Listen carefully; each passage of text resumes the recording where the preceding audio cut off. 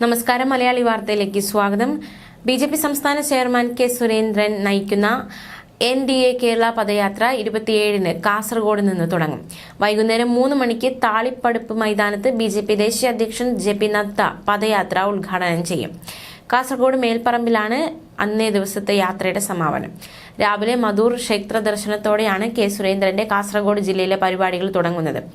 രാവിലെ 9 മണിക്ക് യാത്ര ക്യാപ്റ്റന്റെ വാർത്താ സമ്മേളനം നടക്കും. രാവിലെ 10:30-ന് കുമ്പളയിൽ നടക്കുന്ന വിവിധ കേന്ദ്ര സർക്കാർ പദ്ധതികളുടെ ഗുണഭോക്താക്കളുടെ യോഗത്തിൽ പങ്കെടുക്കും.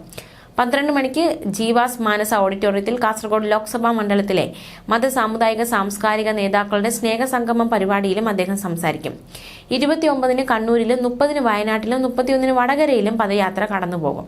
ഫെബ്രുവരി 3, 5, 7 തീയതികളിൽ ആറ്റിങ്ങൽ, പത്തനംതിട്ട, കൊല്ലം, മാവേലിക്കര മണ്ഡലങ്ങളിലാവും കേരള പദയാത്ര പര്യടനം നടത്തുക.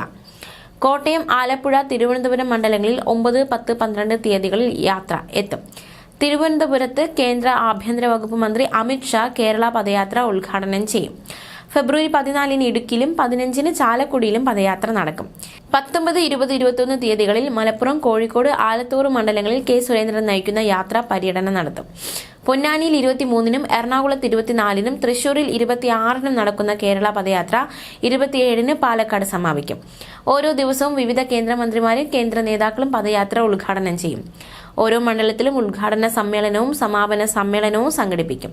ഓരോ പാർലമെന്റ് മണ്ഡലത്തിലും 25,000-ഓളം പേർ നടക്കുന്ന യാത്രയിൽ സമൂഹത്തിന്റെ വിവിധ മേഖലകളിൽ വ്യക്തിമുദ്ര പതിപ്പിച്ചവരുമുണ്ടാകും. രാവിലെ വിവിധ മത സാമുദായിക നേതാക്കളുമായുള്ള സ്നേഹ സംഗമങ്ങളും കേന്ദ്ര സർക്കാരിന്റെ വിവിധ പദ്ധതികളിൽ അംഗങ്ങളായവരുടെ ഗുണഭോക്താ സംഗമങ്ങളും നടക്കും. അതോടൊപ്പം വിവിധ മണ്ഡലങ്ങളിലെ വികസന പ്രശ്നങ്ങളും പ്രതീക്ഷകളും ചർച്ച ചെയ്യുന്ന വികസന സെമിനാറുകളും നടക്കും.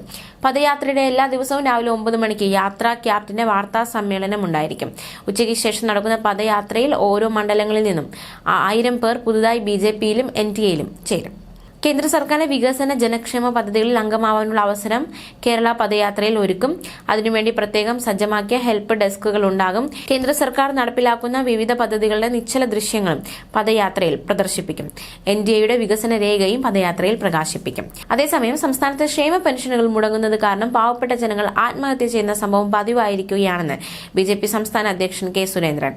5 മാസത്തിനിടെ 3 പേരാണ് സർക്കാരിന്റെ അനാസ്ഥ കാരണം ആത്മഹത്യ ചെയ്തത്. ക്ഷേമ പെൻഷൻ കിട്ടാത്തതിനെ തുടർന്ന് കോഴിക്കോട് ആത്മഹത്യ ചെയ്ത ഭിന്നശേഷിക്കാരൻ ജോസഫിന്റെ മൃതദേഹം സന്ദർശിച്ച ശേഷം മാധ്യമപ്രവർത്തകരോട് സംസാരിക്കുകയായിരുന്നു അദ്ദേഹം. ന്യൂസ് ഡെസ്ക്, മലയാളി വാർത്ത.